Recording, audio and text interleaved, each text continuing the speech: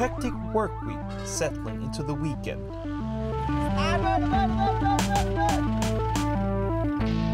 But on the horizon,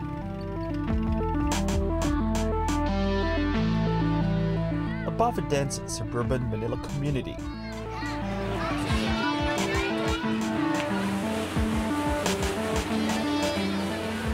clearly, an emergency was brewing. It was a Friday, late February.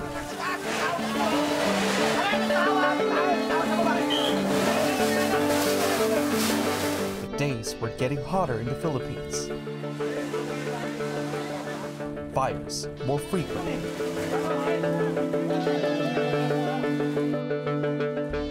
Within an hour, hundreds of houses were burning.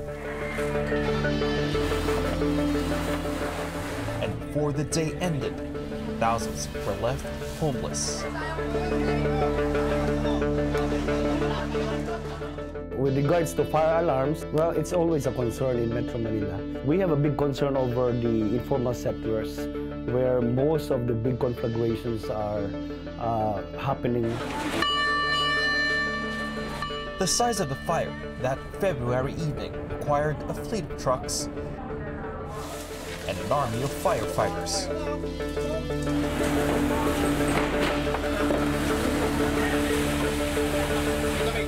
The DFP now has a total manpower of 25,000 firefighters. The standards is, the standard is about 50.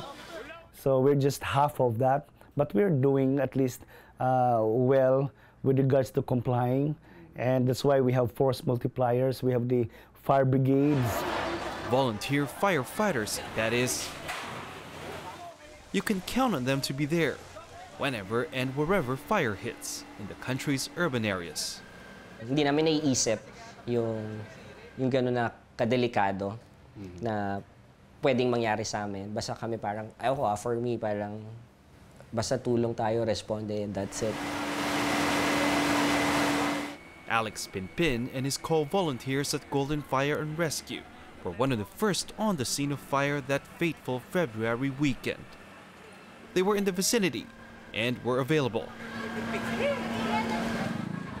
For Alex, who works the overnight shift, that meant having to sacrifice sleep.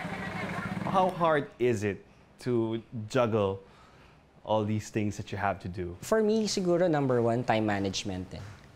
Kasi, ayun, kailangan mong ayusin yung time mo, yung work mo, hindi mo pwedeng pabayaan kasi kailangan mo yun for your family. That's the priority. Yun naman din ang usapan namin. That's our priority kung ano yung work namin. Kahit na gaano kalaki pa yung sunod na yan. And then if you have work, well, that's your priority. Pasok ka. Alex is, as a matter of fact, very much a family man. Outside of work, most of his time is spent with family. But at the same time, he's also equipped to respond to the call of civic duty straight from his home. Obviously, it didn't look like this before. Nilagyan mo ng mga... Actually, nakuha ko siya ganyan na. Si Jerwin ang nag-modify nitong sasakyan. Okay. So dual purpose ito, kotse? Oo. Okay, so personal? Personal, and then at the same time, pag kailangan mag-responde, ito yung ginagamit ko para mabilis maka-responde at makuha yung truck. So yung nasa loob niya is, of course, my gear. Wow. We call it the bunker, the boots, and then the fire pants, plus the helmet. And ito kasi, yung BA, this is the one yung para makakahinga ka sa loob pag mausok. Tapos, ito... Sorry. We call it, that's SCBA. SCBA. Self-contained breathing apparatus. Pero for short, it's BA, breathing apparatus. Okay. Kasi masyadong mahaba. Ay, parang oxygen? It would last yung mga 45 minutes sa loob ng sobrang, yung hindi kaya ng normal na yung papasok ka lang. So, kompleto, no? So, parang you're ready anytime to respond to a fire. Totoo. Okay. Wala lang akong tubig. Kulang na lang tubig, no? The previous owner of Alex's improvised emergency response vehicle, Jerwin Kwan, is somewhat of a mentor to Alex. In fact, Alex says he became a firefighter because Jerwin made it possible. One time I went to the restaurant of Jerwin and then I ordered. And the purpose of that is para nga ma-meet ko siya at the same time makapag-inquire about volunteer firefighting or firefighter. Then from there, nasabi niya, kailan ka pwede and this is my available time. Balik ka rito if you're really interested. That was more than 10 years ago. Since then, Alex and Jerwin, together with the rest of Golden Fire and Rescue, have been putting out fires together, week in and week out. I believe we're around less than 15 kami na firefighters ng Golden. Less than 15 lang kayo? Less than. How often do you respond to fires? Madalas, especially pag may calls, pag may callers, pag may mga kakilala. No kidding. We spent weekends with them. Please go on. The radios on frequencies that send out fire alarms, never out of their sight.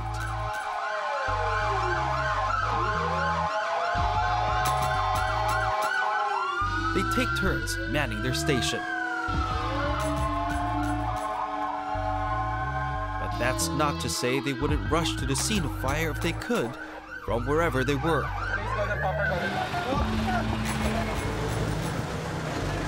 And while there were relatively slow days.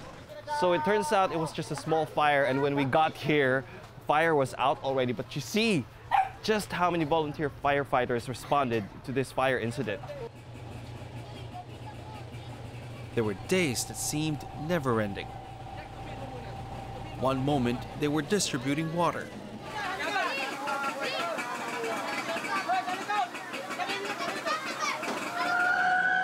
The next minute, we were racing through Metro Manila traffic.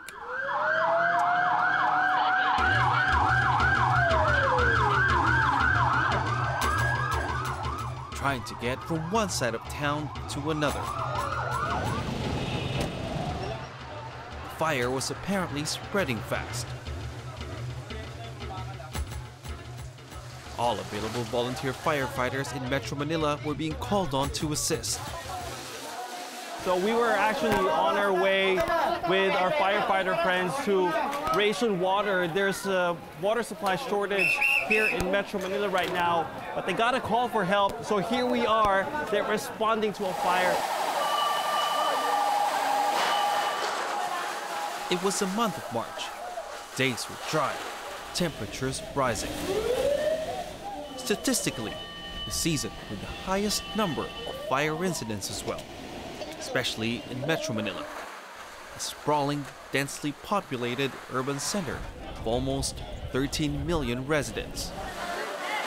In 2018, the region accounted for almost a third of all fires in the Philippines. That's around 4,000 out of 14,000 cases. How dangerous are these? The hazard itself is, as you can see, if there are electrical fires that can occur, it can just easily gut all of the houses nearby. I mean, I don't even have to go inside. I can see how dense this community is, how many people there are here, how many... I mean, the houses are like... They're on so top of close each other. together. Yeah.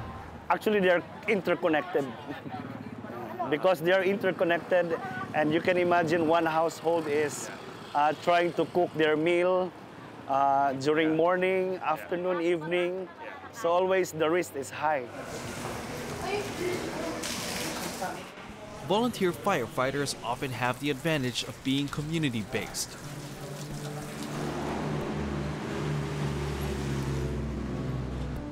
Jerwin was first on the scene, for instance, when this row of apartment buildings was under the threat of fire. His truck was the very first to go in and pour water on the fire. And yeah, it gives you a feeling of comfort. And knowing that this is not their job, they're not paid to do this, this is voluntary, and yet they rush into danger when everybody else runs away.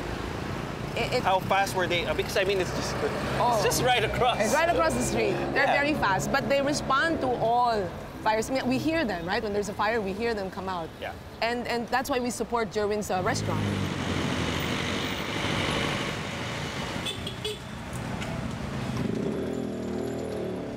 Jerwin's path to being a volunteer firefighter and a philanthropist began in a tragic episode. He and his family were once fire victims. It was morning, I was in school. So I was just informed na nasunog daw yung bahay namin saka yung store, yung restaurant.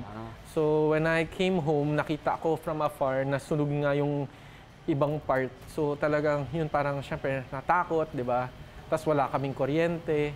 Yun. Tapos yung kapitbahay namin kasi made out of light materials that time, ubos na ubos. Nakwento lang sa akin nila, papa nila, mama na may mga volunteer firefighters na binantay yung place namin kasi umaapoy na yung ibang part. So para hindi siya totally masunog, at least may mas-save. Yun. Okay. So binantayan talaga nila. So parang more of prevention yung ginawa nila. Yeah, para the same. Did you ever meet the volunteer firefighters? Did you get to, nakausap mo ba sila? No, well, kasi I was coming from school so when I came from school, wala na okay. It was, not even after that? Wala na. Okay. Pero kahit di mo sila nakausap, you got inspired?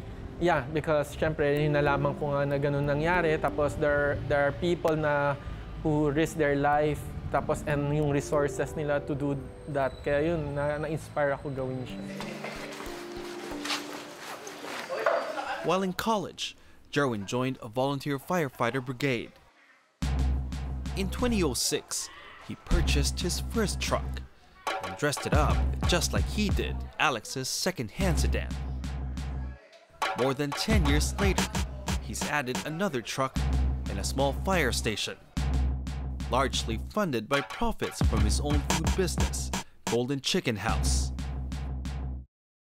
And like most firefighters, Jerwin's had some close calls. We were on Macapagal area, so Pasay, Parañaque boundaries, quarters din.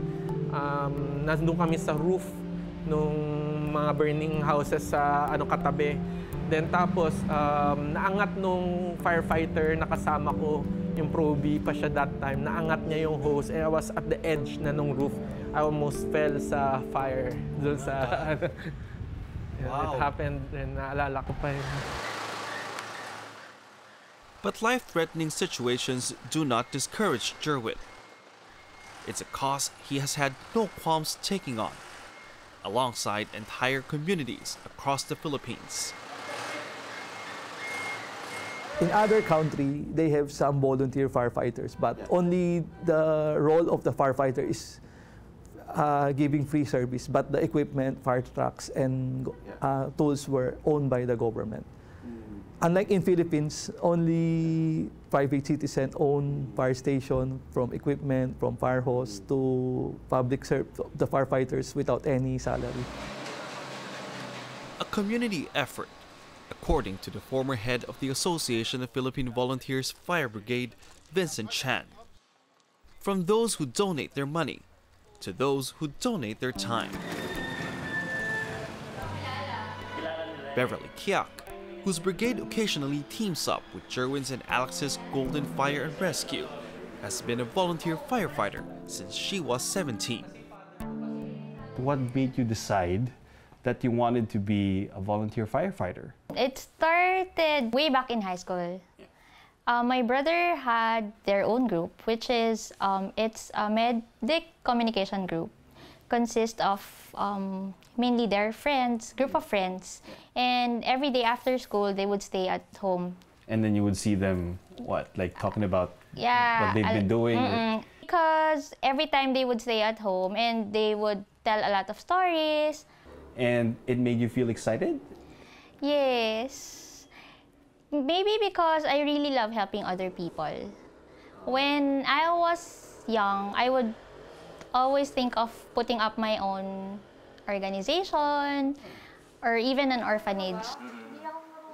Beverly does not run an orphanage, but she did call this fire station home for a while. After work. Literally, you live here. Yes. This is my bed. This still is? Yes, still is my bed, as you can see. Okay. And what made you decide to move out? because we have to transfer to another place, to another house with my brother. And it's kind of far from here. Okay. So I decided to move out. Do you miss it? Sometimes I do, but I think as I get old, my priorities changes also. So your priority now is more your family? Yes, family, work. I see. And yet, she does find time. She was with us on that relatively slow weekend.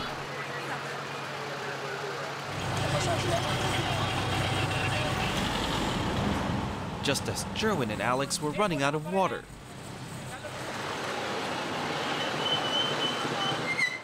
She arrived with fresh supply for rationing to needy residents.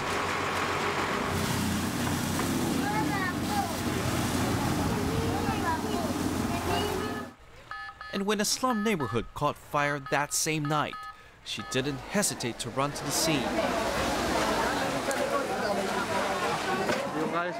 I mean, it's a lot of work for something that you're not getting paid for. Yes, it is, but then this is really my passion. So we don't do this for the paychecks or anything, but maybe just seeing other people, or maybe this gives me the happiness or the fulfillment, seeing or making an impact in the lives of others. Beverly, Alex, Jerwin. They all admit to somehow being motivated by the excitement and thrill that comes naturally from being face to face with crisis. But at the end of the day, they say they're gratified by the fact that they're saving and changing lives.